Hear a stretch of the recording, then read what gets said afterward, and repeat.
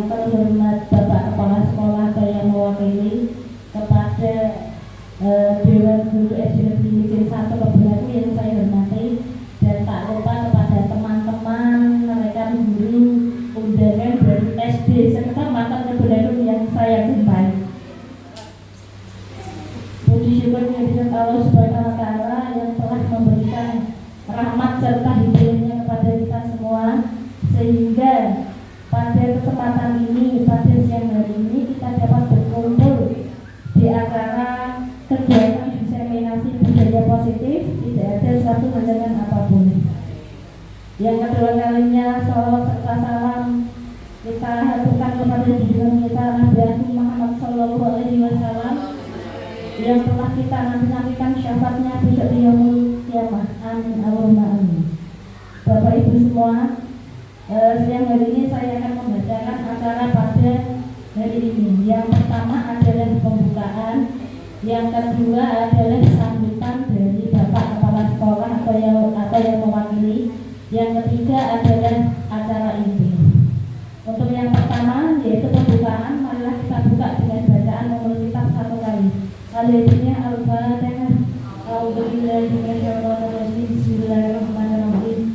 Alhamdulillahirabbil alamin arrahmanir rahim maliki yaumiddin. Iyyaka na'budu wa iyyaka nasta'in ihdinas siratal mustaqim siratal ladzina an'amta 'alaihim ghairil maghdubi 'alaihim waladdallin. Amin. Terima kasih. Acara yang kedua yaitu sambutan dari Bapak Kepala Sekolah atau yang mewakili. Kepada Ibu Manisih, waktu dan tempat kami persilakan.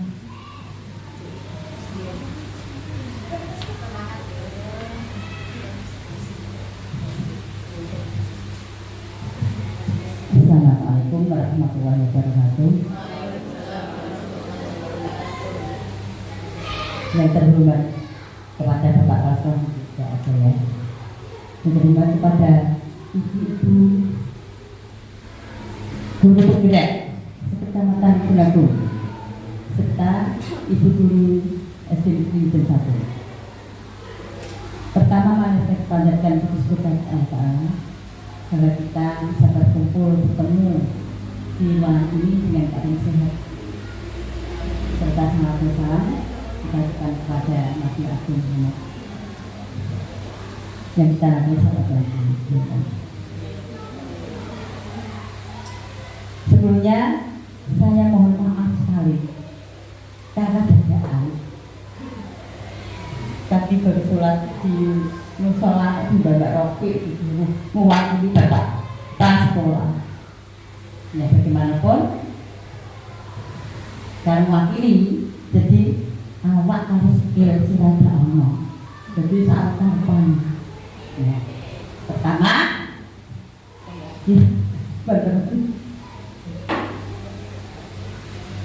saya mengucapkan terima kasih kepada ibu penggerak calon guru penggerak angkatan 9 tahun 2023. Saya akui sekali semangat yang tinggi karena ibu-ibu guru muda semangatnya juga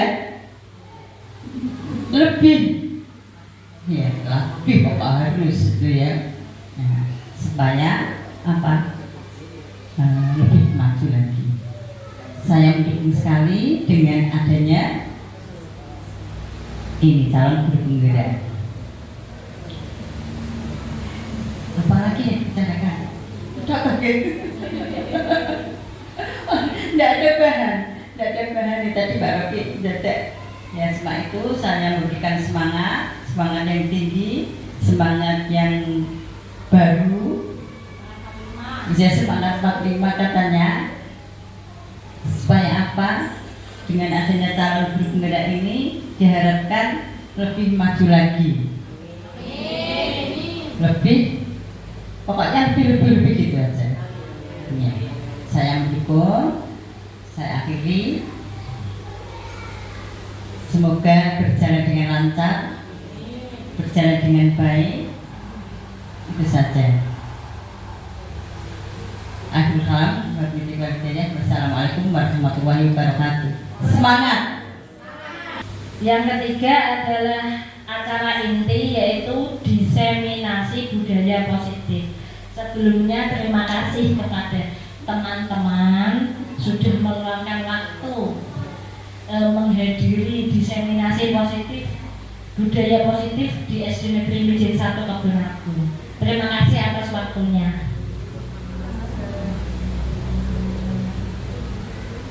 Yang pertama, apapun yang dilakukan oleh seseorang itu hendaknya dapat bermanfaat bagi dirinya sendiri, bermanfaat bagi bangsanya, dan bermanfaat bagi manusia di dunia pada umumnya. Manusia merdeka adalah manusia yang hidupnya secara lahir dan batin tidak tergantung pada orang lain, akan tetapi bersandar atas kekuatan sendiri. Ki Hajar Dewantara mengibaratkan peran pendidik seperti seorang petani. Anak-anak itu diibaratkan seperti biji tumbuhan yang disemai dan ditanam oleh Pak Tani di lahan yang telah disediakan. Anak-anak itu bagikan benih padi yang ditanam. Bila benih padi ditempatkan di tanah yang subur dengan mendapatkan pengairan yang baik dan sinar matahari yang baik, maka meskipun bibit padi adalah bibit padi yang berkualitas dapat tumbuh dengan baik.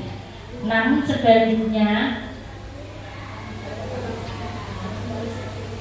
karena perhatian dari Pak Tani, demikian sebaliknya, meskipun benih padi yang ditanam berkualitas baik, tetapi tumbuh di lahan yang gersang dan tidak mendapatkan pengairan serta tangan dingin dari Pak Tani, maka benih padi itu mungkin tumbuh namun tidak akan optimal. Artinya begini, penafsiran saya itu begini Bu, jika seorang murid itu meskipun secara kodrat, secara bakat dia itu kurang pandai lah, tapi ketika dia masuk di sekolahan, diberi perhatian yang penuh oleh bapak ibu guru, secara tidak langsung kemungkinan dia akan berkembang secara maksimal.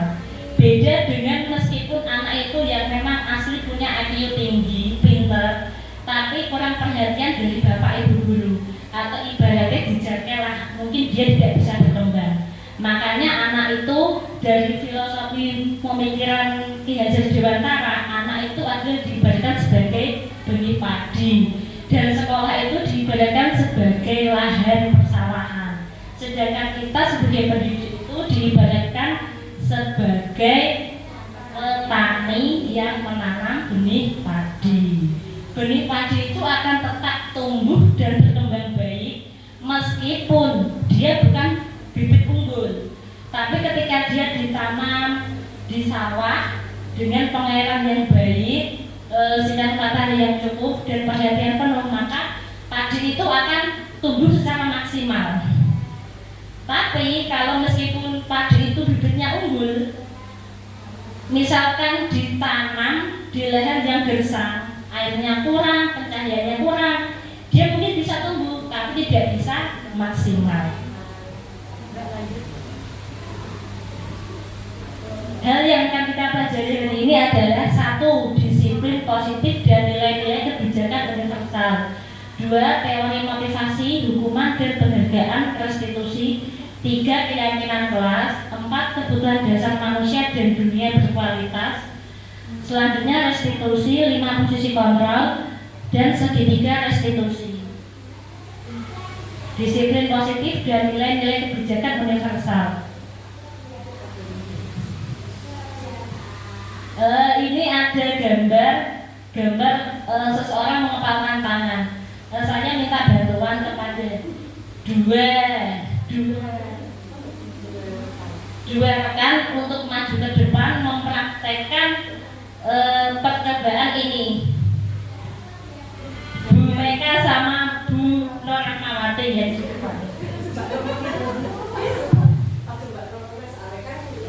Bu Meka sama Bu Devika.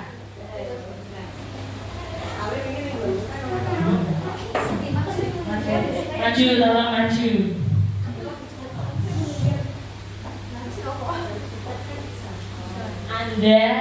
Anda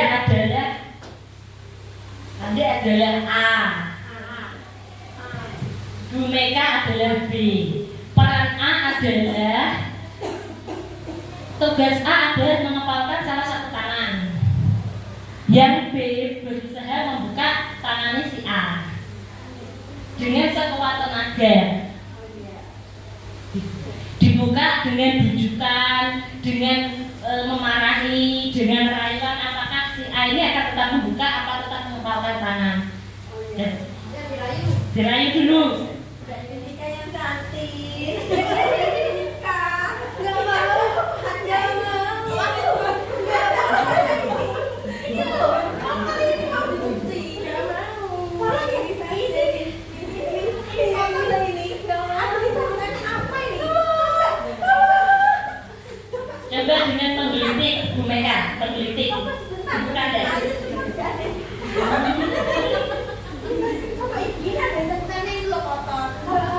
Sekarang pakai jurus yang lain, Bu, memarahi. Ayo, kalau nanti kamu dukung loh. Yang diberi makan kamu nanti. Aku beli sendiri. Emang jatah makan aku nanti ada di suamiku. Ayo, nanti kamu nasi lo. Enggak, alhamdulillah. Kasih uang, kasih uang. Kasih uang, kasih uang. Enggak mau. Kamu maunya apa deh? Enggak mau. Maunya apa? Gini. Suamimu nanti. Lu ngapain kamu sama saya? Lu suruh buka ini. Jangan sakal lo ya. Suruh buka ini nanti mau. Apakah Bu Mega sudah pasrah dengan berbagai cara untuk membuka tangan Bu DPK tidak bisa? Silahkan duduk kembali, terima kasih.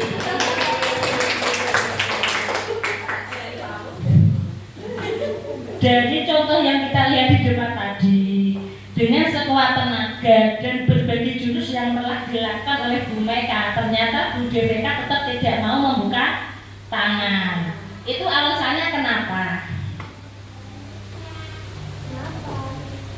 Sesungguhnya siapa yang memegang kendali atau kontrol untuk membuka atau menutup kepala tangan kita? Siapa? Diri sendiri. Gimana, Bu? Ya, yang mengontrol otomatis kita sendiri, Bu. Apapun yang menjadi sesuatu yang sudah kita miliki, mesti yang mengontrol kita sendiri gitu. Pertahankan sampai mati kalau bisa. Terima kasih atas jawaban Ibu Nur Rahmawati yang luar biasa. Ya, apapun yang terjadi pada kita itu yang bisa mengontrol adalah diri kita sendiri, bukan orang lain.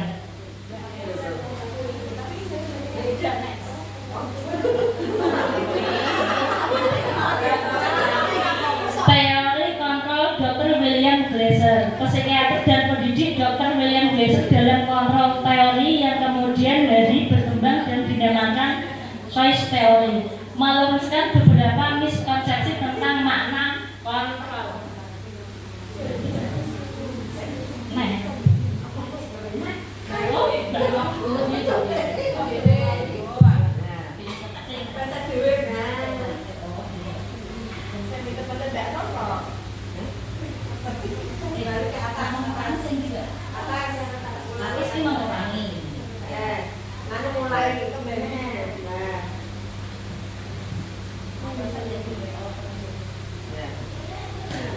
Ilusi guru mengontrol murid. Pada dasarnya kita tidak dapat memaksa murid untuk berbuat sesuatu jikalau murid tersebut memilih untuk tidak melakukannya. Ilusi bahwa semua penguatan positif, efektif dan bermanfaat. Segala usaha untuk mempengaruhi murid agar mengulangi suatu perilaku tertentu adalah suatu usaha untuk mengontrol murid tersebut. Ilusi bahwa kritik dan membuat orang merasa bersalah dapat menguatkan karakter. Menggunakan kritik dan rasa bersalah untuk mengontrol murid menuju pada identitas gagal. Mereka belajar untuk merasa buruk tentang diri mereka. Ilusi bahwa orang dewasa memiliki hak untuk memaksa. Banyak orang dewasa yang percaya bahwa mereka memiliki tanggung jawab untuk membuat murid-murid berbuat hal-hal tertentu. Apapun yang dilakukan dapat diterima selama ada sebuah kemajuan berdasarkan sebuah pengukuran kinerja.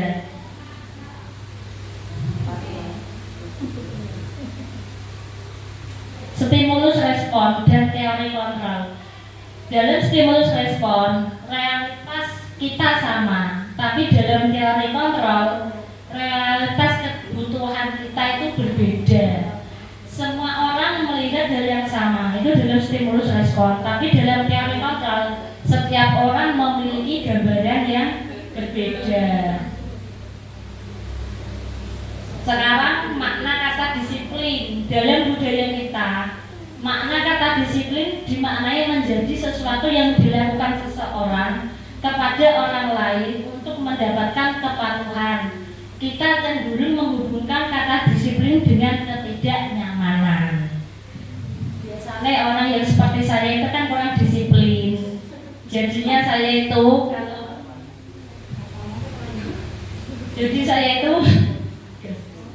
sebagai pendidik, tujuan kita adalah menciptakan anak-anak yang memiliki disiplin diri sehingga mereka bisa berperilaku dengan mengacu pada nilai-nilai kebajikan universal dan memiliki motivasi intrinsik, bukan ekstrinsik.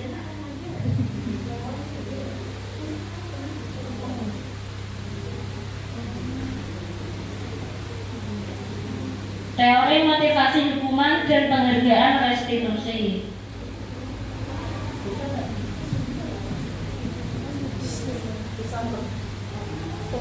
Diana Gosen dalam bukunya Restoring School Discipline menyatakan ada 3 motivasi perilaku manusia. Yang pertama itu untuk menghindari ketidaknyamanan atau hukuman. Jadi menurut Diana Gosen itu disiplin itu yang pertama untuk menghindari ketidaknyamanan atau hukuman. Murid melakukan disiplin diri karena ia takut dihukum. Seperti kita itu takut telat, takut kalau dipanggil BKPP. Jadi kita itu dengan murid itu pada dasarnya sama. Murid yang mempunyai motivasi perilaku tipe ini biasanya akan bertanya pada dirinya sendiri, apa yang akan terjadi apabila saya tidak melakukannya. Yang kedua, untuk mendapatkan imbalan atau penghargaan dari orang lain.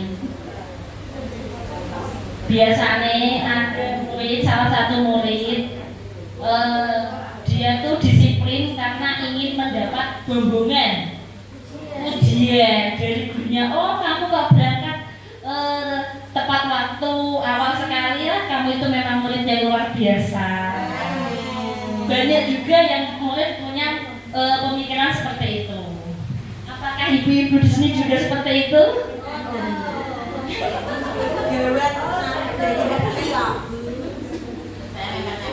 Apakah ibu-ibu di rumah itu sedang memasak karena ingin mendapat ujian dari bapak suami?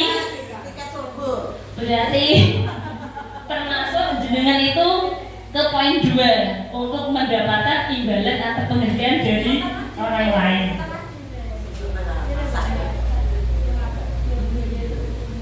Yang ketiga, untuk menjadi orang yang mereka inginkan dan menghargai diri sendiri dengan nilai-nilai yang mereka percaya. Ini adalah yang paling penting karena berkaitan dengan motivasi internal. Jadi kita melakukan disiplin itu karena kesadaran diri, bukan karena ingin mendapat pujian dan bukan ingin mendapat dan tidak ingin menghindari hukuman.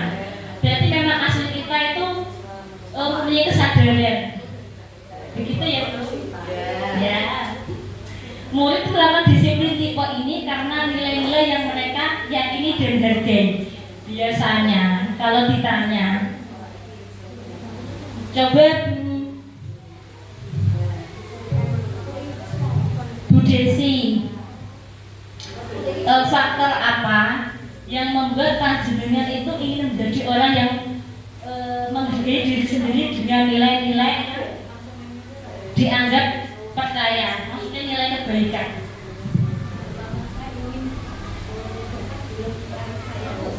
Saya nih, yaitu saya. Monggo Bu Desi. Motivasi saya ketika disiplin ya. Ya. Jujur napa sing mboten jujur nih? Jujur.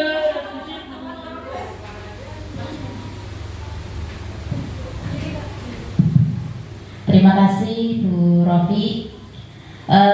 Motivasi saya ketika saya melakukan tindakan disiplin itu yang pertama berawal dari poin 1. Berawal dari poin 1 saya takut dihukum nek dipanggil PKPP wow, ya.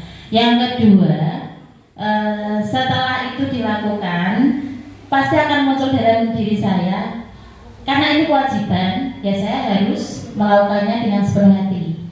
Itu yang saya lakukan. Ben carane nek guru agama kuwi ben berkah rezekine ngoten. Jadi yang namanya korupsi kan gak hanya uang ya Bu ya, waktu itu juga korupsi juga. Jadi ceritanya kersane berkah. Mohon ngoten. Terima kasih. Wassalamualaikum. Waalaikumsalam warahmatullahi wabarakatuh. Terima kasih atas jawabannya yang luar biasa. Tepuk tangan untuk Bu Desi.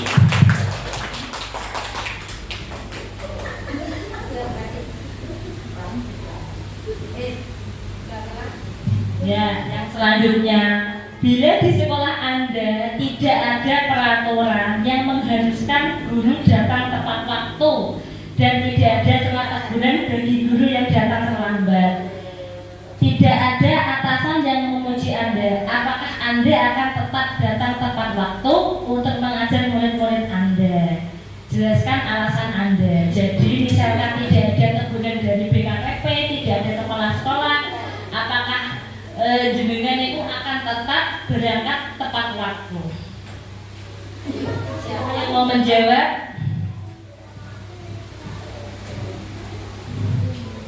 Bu Dwi Tanti.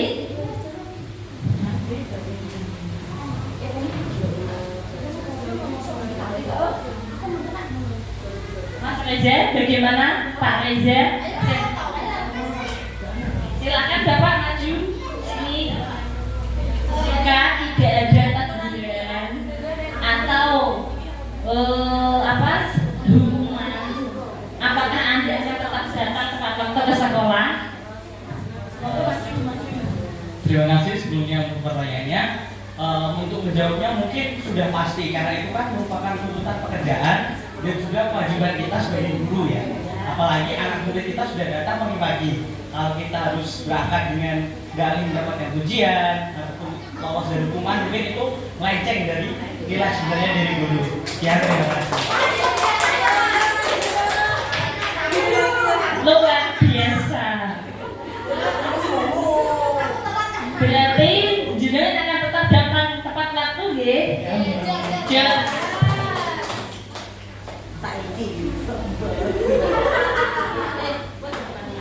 Sekarang ada kasus satu.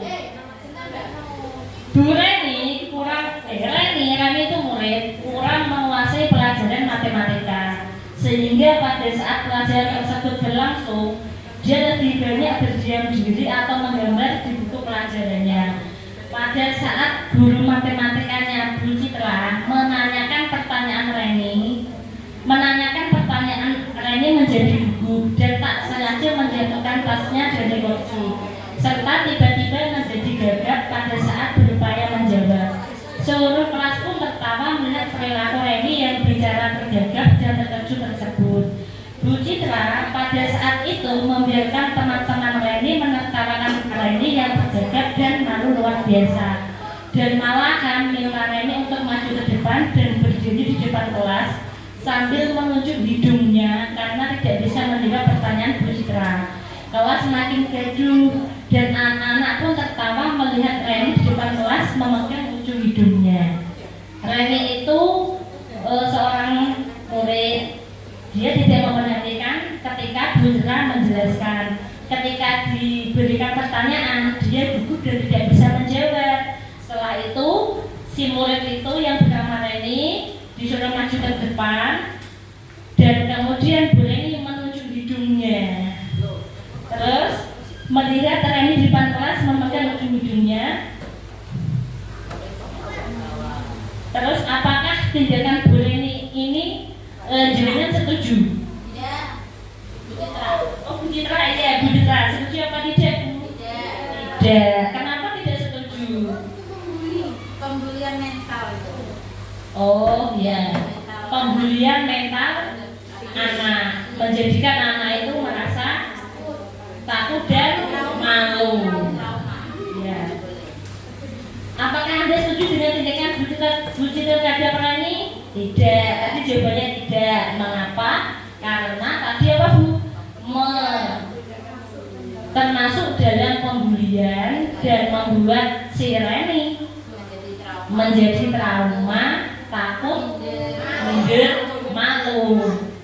Menurut Anda, tindakan Bu Citra terhadap Reni adalah sebuah hukuman atau konsekuensi?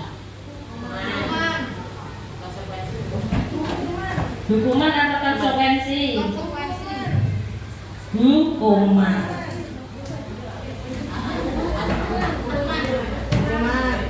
Hukuman, ya benar hukuman. Sekarang kita akan membedakan apa yang dinamakan hukuman, konsekuensi, dan restitusi.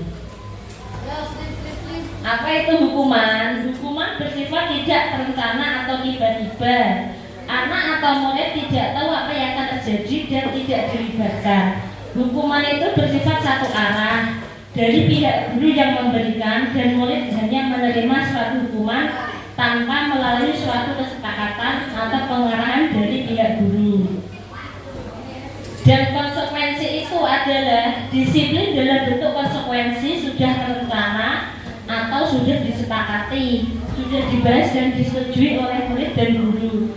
Umumnya bentuk-bentuk konsekuensi dibuat oleh pihak guru atau sekolah dan murid sudah mengetahui sebelumnya konsekuensi yang akan diterima bila ada pelanggaran. Jadi konsekuensi itu antara guru yang membuat, tapi si muridnya sudah tahu, sudah mengetahui kalau misalkan melanggar aturan ini nanti hukumannya apa, tahu. Tapi kalau yang namanya hukuman itu sepihak dari pihak guru dan siswa itu tidak tahu.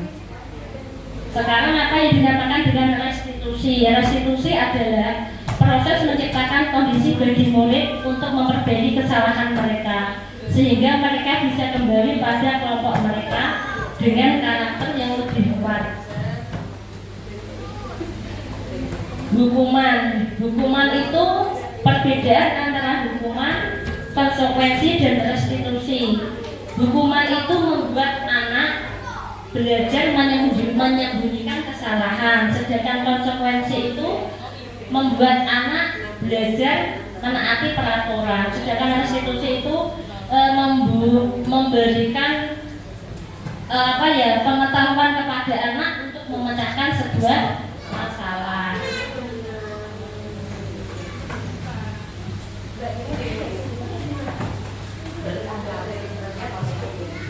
Sekarang kita bermain ini ya, mencatat 100 kali di dalam buku kalimat. Saya tidak akan terlambat lagi ke sekolah. Itu termasuk hukuman apa konsekuensi?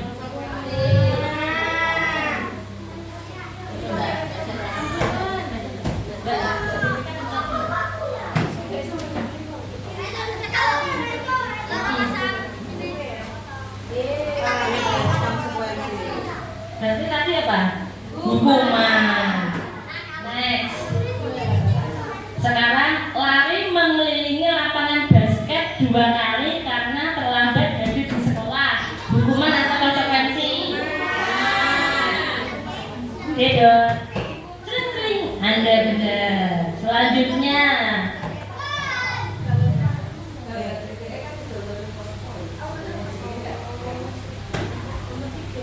murid diminta untuk push up 15 kali karena tidak menggunakan masker ke sekolah. Hukuman atau konsekuensi? Coba kita buktikan. Benar. Terus selanjutnya, terus apa konsekuensi?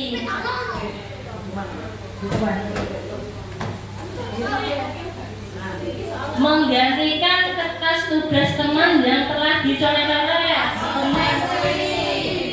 Coba Coba kita cek ya. Selanjutnya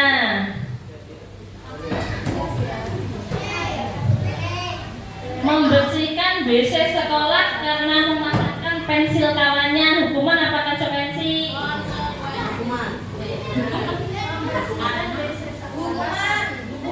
Hukuman. Coba dicek.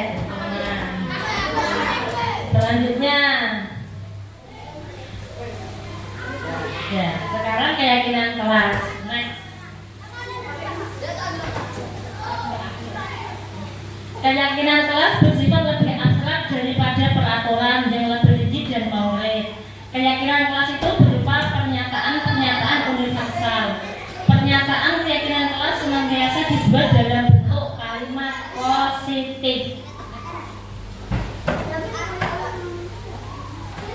Prosedur pembentukan keyakinan sekolah atau kelas: mempersilahkan warga sekolah atau murid-murid di sekolah atau kelas untuk bersuara pendapat tentang peraturan yang perlu disepakati. Mencatat semua masukan-masukan para murid atau warga sekolah di papan tulis atau di kertas besar, di mana semua anggota kelas bisa melihat hasil curah pendapat. Kemarin saya sudah membuat keyakinan kelas berupa video yang dibantu kelas. Jadi saya membuat dengan murid-murid saya dalam satu kelas itu. Contoh keyakinan kelas 2 yang kemarin saya buat seperti ini. Keyakinan kelas 2 SD Negeri Midin 1 Kabupaten 1, berdoa sebelum dan sudah belajar. 3. Bekerja sama membersihkan, menjaga kebersihan kelas. 3. Tepat waktu masuk dan keluar kelas. 4. Saling menghargai dan menghormati. Next. Kebutuhan dasar manusia dan dunia berkualitas.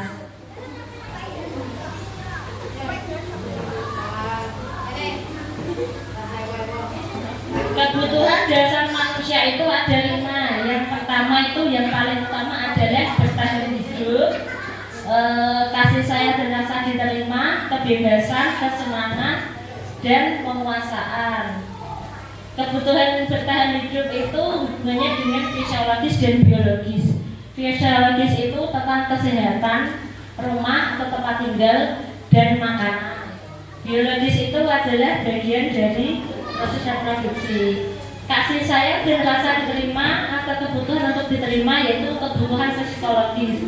Kebutuhan akan hubungan dan koneksi sosial, kebutuhan untuk memberi dan menerima kasih sayang, dan kebutuhan untuk merasa menjadi bagian dari suatu kelompok.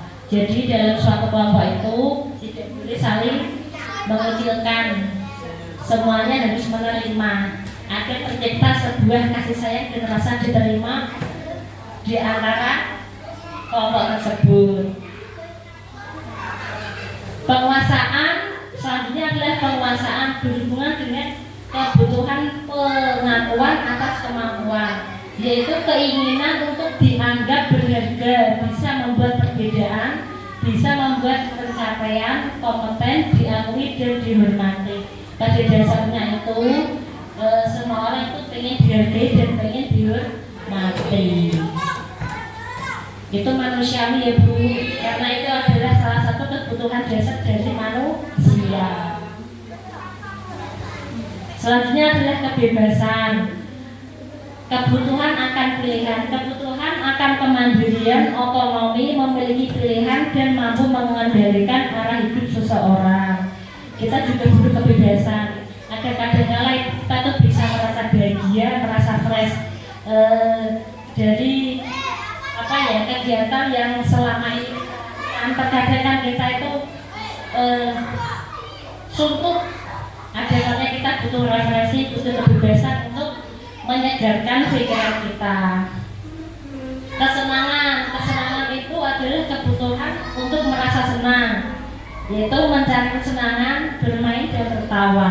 Jika kalian tertawa, jika menjenengan tertawa, berarti Anda itu tandanya Anda adalah senang. Kalau tidak tertawa berarti tidak senang.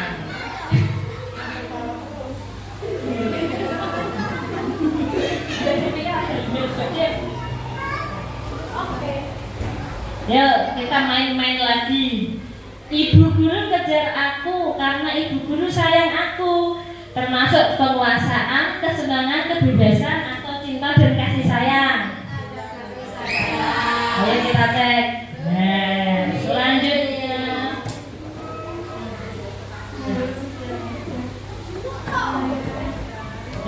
Aku hebat kan, bisa bikin ibu guru kejar aku, termasuk apa?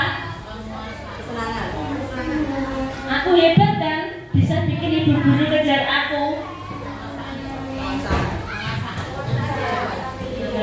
Benar.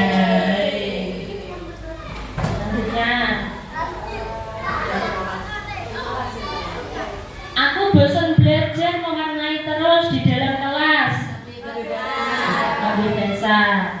Nah, selanjutnya, ibu guru bilang aku tidak boleh bersenandung sewaktu mengerjakan tugas. Katanya kelas harus tenang, tidak ada suara. Kan enggak seru jadinya. Termasuk apa nih? Kebebasan coba. Salah. Kamu selalu saja berbuat kesalahan yang sama. Termasuk penghukum, pembuat merasa bersalah atau bagaimana? Jadi langsung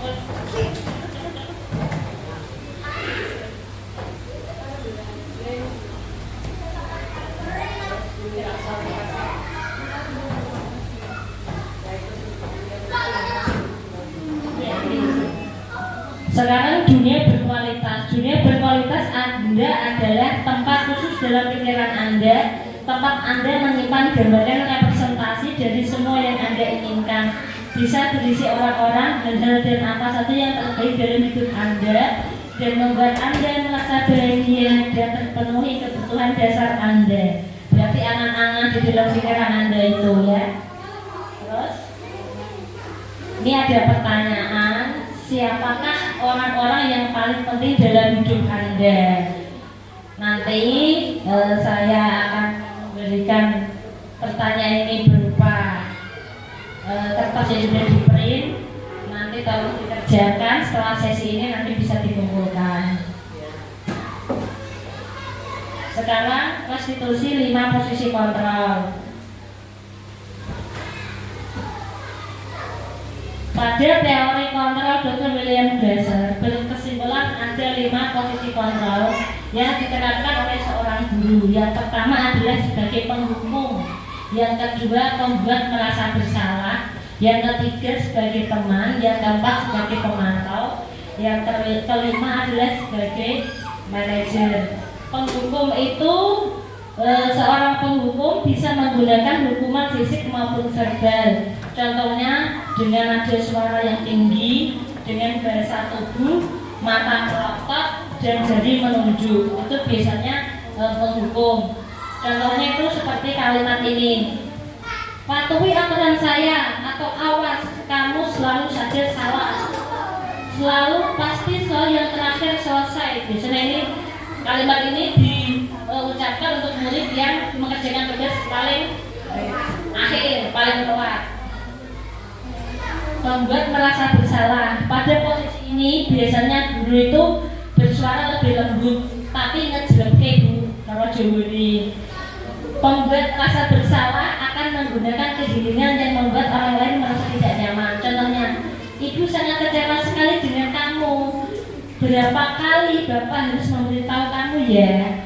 Gimana coba kalau orang tua kamu tahu berbuat begini? Pasti kamu akan dimarahi. Itu contohnya seperti itu. Jadi nadanya bahasanya lebih lembut.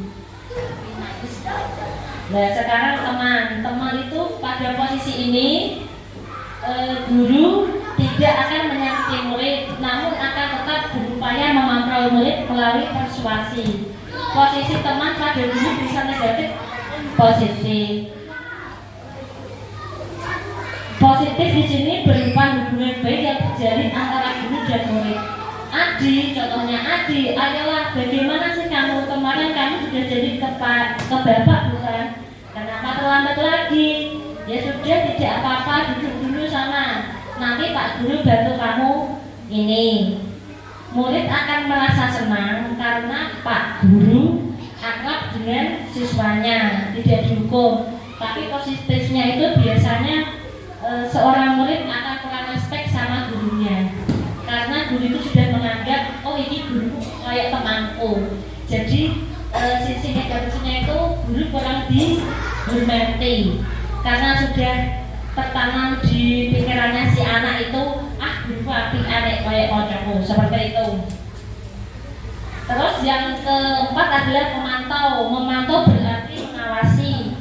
Pada saat kita mengawasi, kita bertanggung jawab atas perilaku orang-orang yang kita awasi. Contohnya, Adi, tahukah kamu jam berapa kita memulai? Tahu Pak? Gurunya menjawab, kamu terlambat 15 menit. Apakah kamu sudah mengerti konsekuensi yang harus dilakukan bila terlambat? Paham Pak, saya harus tinggal kelas pada jam istirahat. Nanti mengerjakan tugas ketinggalan saya. Murid memahami konsekuensi yang harus dijalankan karena telah melanggar salah satu peraturan sekolah. Yang terakhir adalah manajer. Manajer itu di mana posisi guru itu jika murid berbuat sesuatu bersama dengan murid, mempersilahkan murid, mempertanggungjawabkan perilakunya, mendukung murid agar dapat menemukan solusi atas permasalahannya sendiri. Berarti dari manajer ini seorang guru tidak mendukung, tapi berdiskusi dengan murid, menanyakan, kemudian mempertanggungjawabkan perilakunya dan menemukan solusi, menawarkan solusi yang murid bisa lakukan untuk mempertanggungjawabkan kesalahannya. Oke.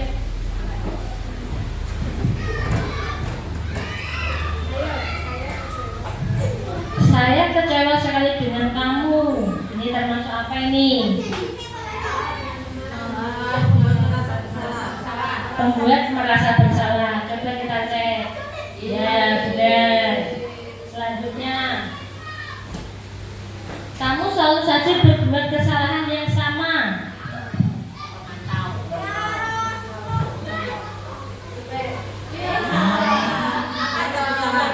Yang betul apa Bu? Kamu selalu saja berbuat kesalahan yang sama.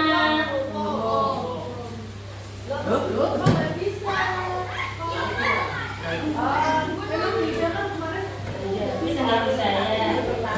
Terus sekarang segitiga restitusi. Segitiga restitusi itu yang terakhir ya. Segitiga restitusi. Segitiga restitusi itu terdiri dari 3 poin, yaitu pertama menstabilkan identitas, validasi tindakan yang salah, dan menanyakan keyakinan. Menstabilkan identitas itu seperti setiap orang pasti pernah melakukan kesalahan. Kamu bukan satu-satunya yang pernah melakukan ini. Ini contoh kalimatnya seperti itu. Jika kita terapkan dalam pemecahan masalah yang menggunakan segitiga restitusi. Validasi tindakan yang salah itu biasanya kita mengucapkan, kamu tentu punya alasan mengapa kamu melakukan itu. Ajarkan cara yang lebih efektif untuk mendapatkan apa yang kamu butuhkan. Yang ketiga, menanyakan keyakinan kelas. Contohnya, keyakinan kelas apa yang telah kita sepakati?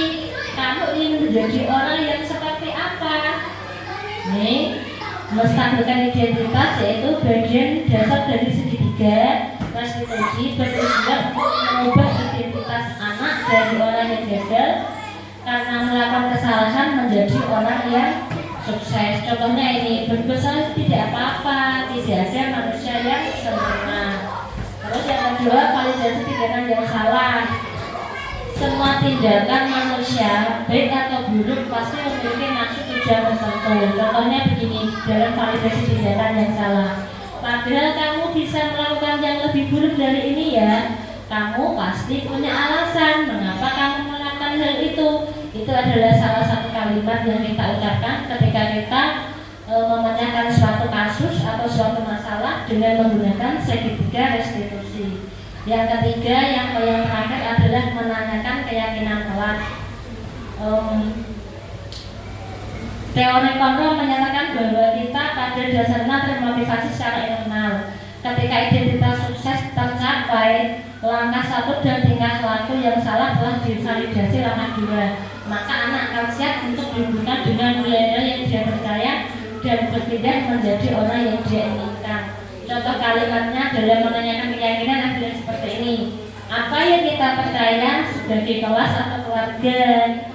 Kamu mau jadi orang yang seperti apa untuk kedepannya? Apa nilai-nilai umum yang telah kita sepakati? Terima kasih, ternyata materi ini sudah selesai. Demikian ilmu yang bisa saya sampaikan kepada teman-teman semua. Kurang lebihnya saya mohon maaf yang sebesar-besarnya. Terima kasih. Sekali lagi terima kasih atas waktunya sudah mau datang ke SD Negeri 1 Kebon Agung. Billahi taufiq wal hidayah. Wassalamualaikum warahmatullahi wabarakatuh. Waalaikumsalam warahmatullahi wabarakatuh. Assalamualaikum warahmatullahi wabarakatuh.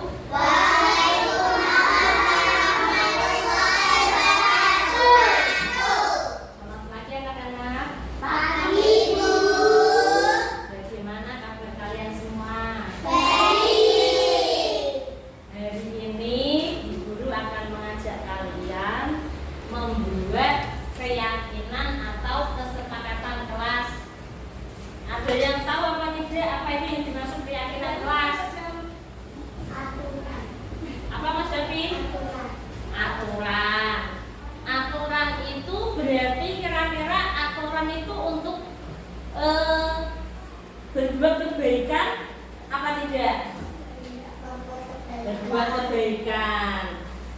Terus kira-kira peraturan itu dilaksanakan atau dijalankan antara murid sendiri apa guru dengan siswa?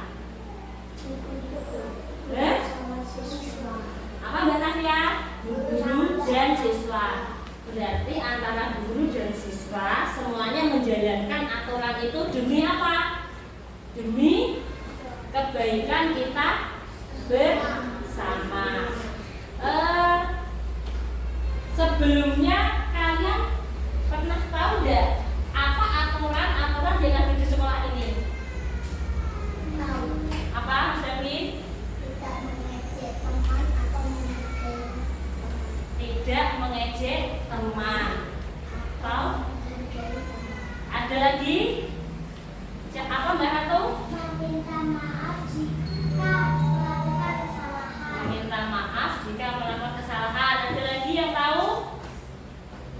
Sila, Mbak Sila? Tidak gojek di kelas. Ada lagi siapa? Mbak Febri, ayo. Berdoa sebelum dan sesudah pelajaran. Kira-kira ada lagi apa tidak? Mas Fatih apa? Datang ke sekolah tepat waktu. Ada lagi apa tidak? Mbak Mila apa? Tidak bertengkar dengan teman. Tidak bertengkar dengan teman. Mbak Tna, ada yang disampaikan? Apa? Membaca Asmaul Husna. Membaca Asmaul Husna. Kalau membaca Asmaul Husna itu sebelum pelajaran dimulai atau sesudah pelajaran dimulai?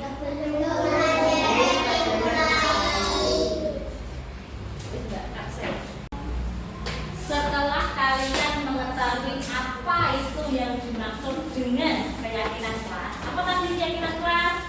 Mas Devi, aturan. Sekarang Ibu Guru meminta kalian untuk menuliskan kira-kira aturan apa saja yang kita sepakati di dalam satu kelas ini. Kalian nanti tulis di sini, terus ditempelkan di bawah tulis. Kasih satu-satu. Tulis.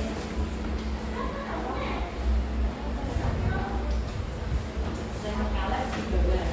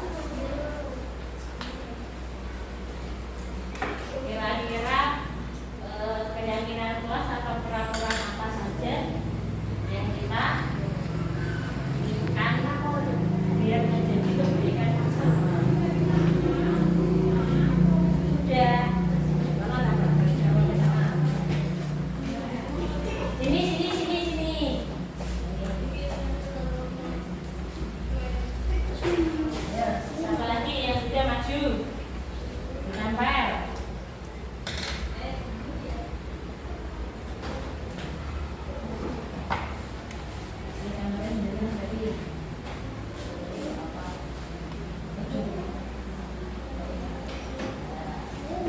Ya, siapa lagi?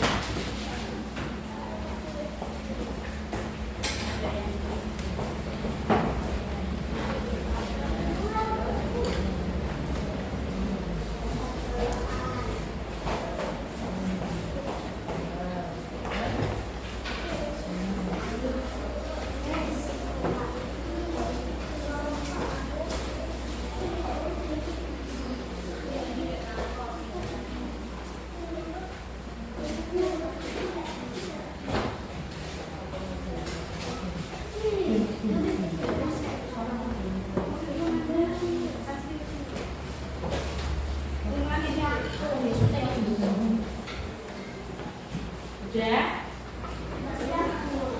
Ini Mbak Nafia.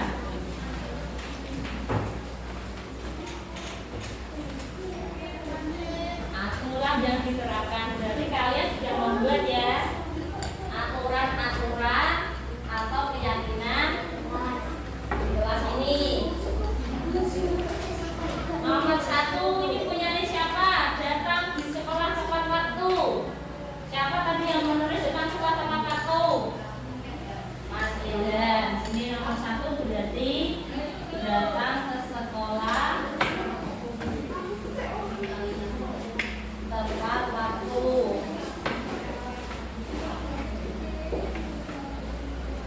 Terus ini siapa tadi? Tidak mengejek teman atau mengejek teman. Mas Davin tidak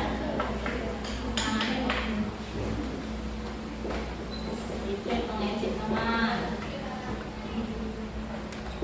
Terus tadi siapa yang nulis meminta maaf jika melakukan kesalahan? Mbak Ratu meminta maaf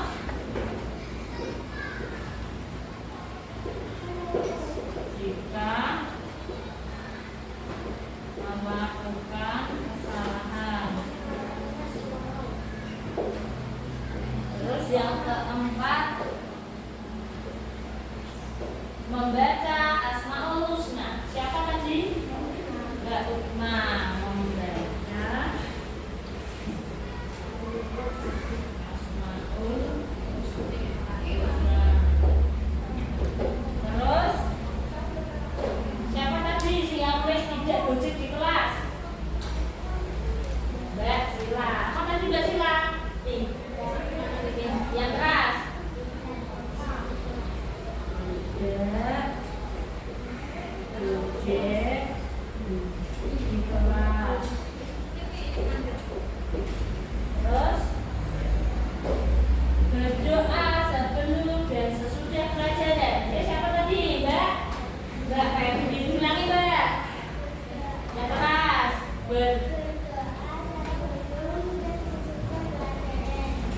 Berdoa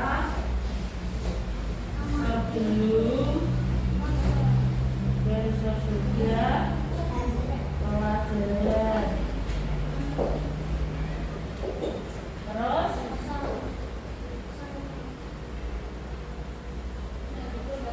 apa lagi ini? Tidak bertengkar dengan teman. Apa Mbak Mila? Tidak berdekat dengan Tidak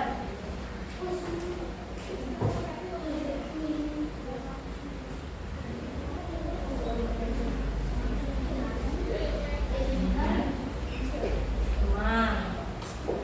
Terus ini ada lagi Mas Rafa apa ini? Mengikuti upacara bendera.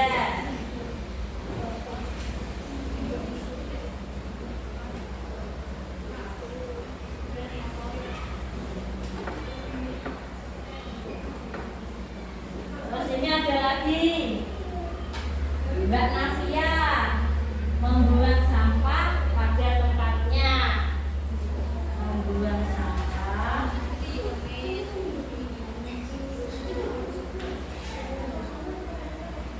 pada ada gambarnya. Terus yang terakhir, Mas Ilham, apa ini tulisannya?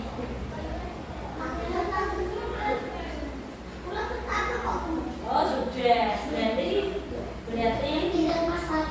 oh Mas Fatir apa tadi nulisnya? Tadi nulis apa? Datang ke sekolah tepat waktu atau tidak terlambat datang ke sekolah, sama aja ya. Berarti ini kurang satu.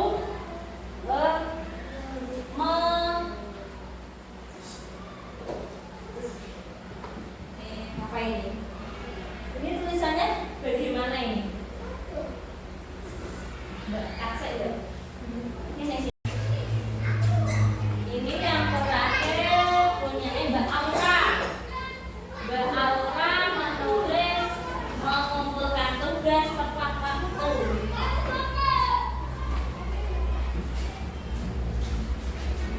Mengumpulkan tugas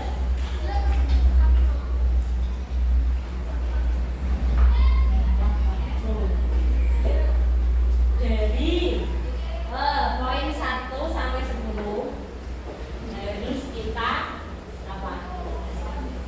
laksanakan, jalankan dengan datang ke sekolah tepat waktu. Berarti tidak boleh terlambat, tidak mengejek teman, berarti sama teman harus rukun.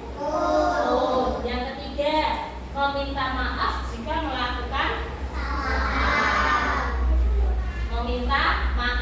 jika melakukan kesalahan secara tidak sengaja ataupun disengaja. 4. Membaca. Ayo sebentar. Asmaul husna itu dibaca ketika pelajaran, sebelum pelajaran dimulai apa sesudah pelajaran dimulai? Nomor 5. Apa ini? Berarti di kelas tidak boleh gojek, tidak boleh guyon. Sayang? Berarti nggak boleh gojek maksudnya piye? Memperhatikan siapa? 6. Berdoa sebelum dan sesudah pelajaran. Apapun yang kita lakukan sebelum kegiatan dimulai semuanya harus wajib berdoa. Biasanya berdoa itu kalau sebelum kegiatan dimulai itu dungane piye biasanya? Bismillah, berdoa. Kalau setelah melakukan kegiatan atau pelajaran biasanya doanya apa? Alhamdulillah. Ya. Yang ketujuh, tidak berteman dengan teman. Tidak boleh, karena satu kelasnya adalah teman semua. Jadi tidak boleh bertengkar, karena bertengkar itu perbuatan tercela, perbuatan tidak baik. Yang ke-8,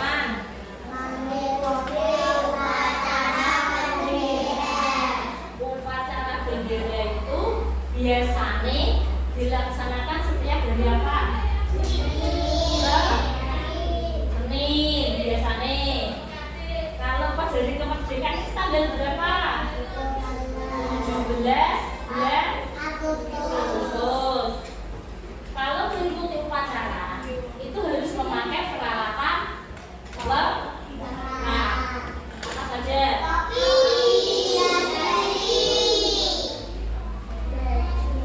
Baju pasti ya, baju. Terus ini apa? Sabun atau ikat? Sepatunya harus warna apa? Kalau warna kuning boleh apa aja? Boleh. Karena upacara itu harus pakai sepatu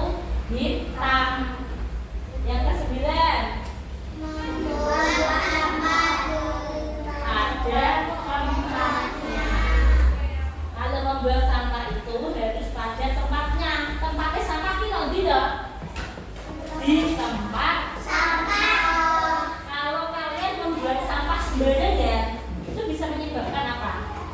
Kuman. Kuman. Terus apa?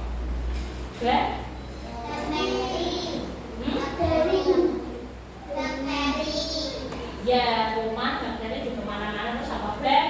Banjir karena menyumbat aliran air. Terus yang utama apa? Kalau sampai berserakan kira-kira di Pandan itu enak apa enggak? Enak toh?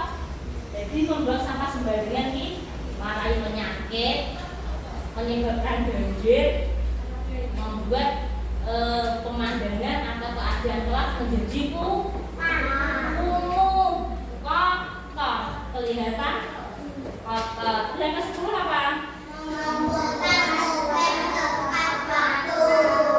Mengumpulkan tugas tepat waktu. Berarti kalau misalnya dikasih tugas guru membuat prakarya atau PR, berarti kalian mengumpulkannya tuh tepat waktu apa terlambat? Tepat waktu ya, tidak boleh terlambat ya.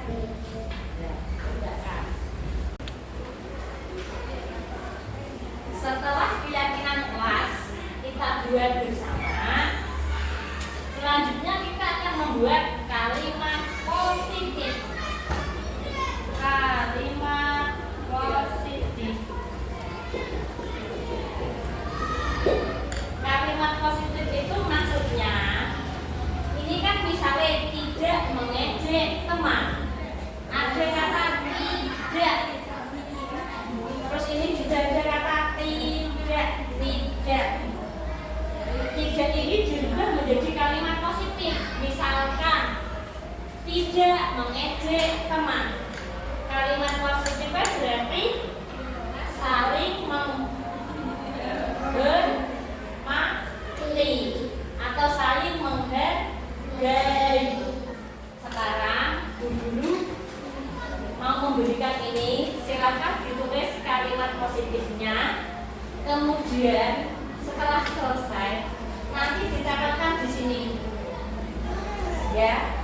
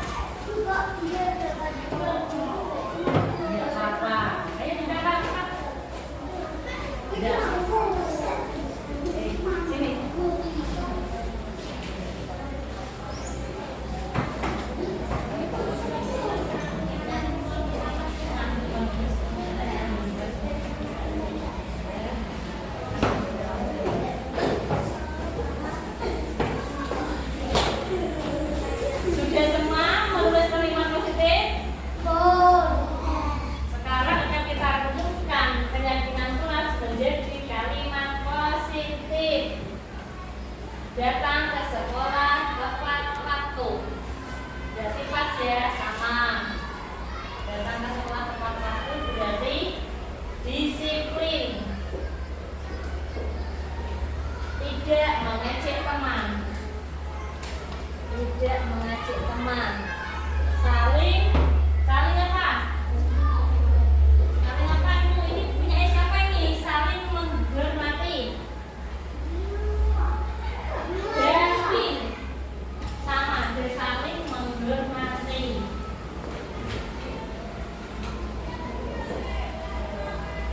Tidak gojek di kelas. Tidak gojek di kelas ini berarti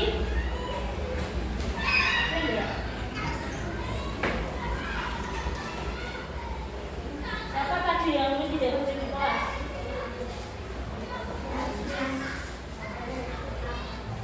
Disiplin. Tidak bertengkar dengan teman.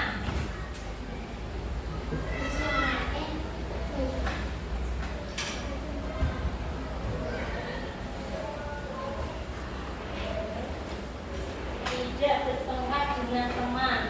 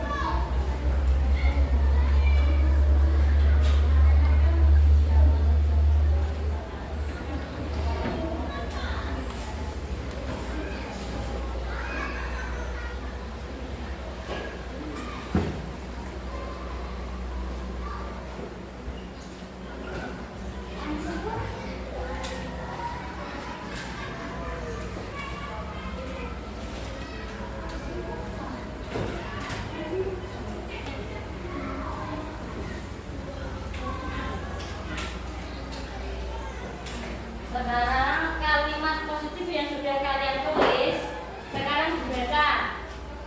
Nomor 1. Keras.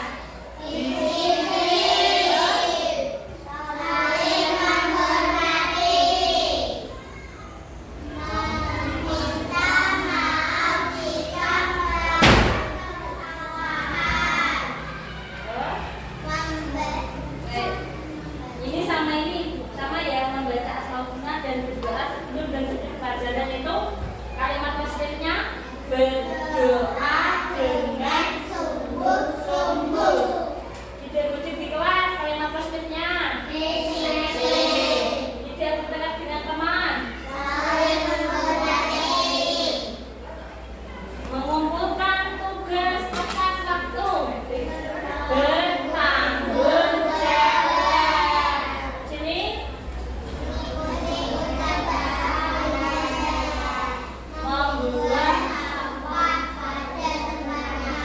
Membuang sampah pada tempatnya berarti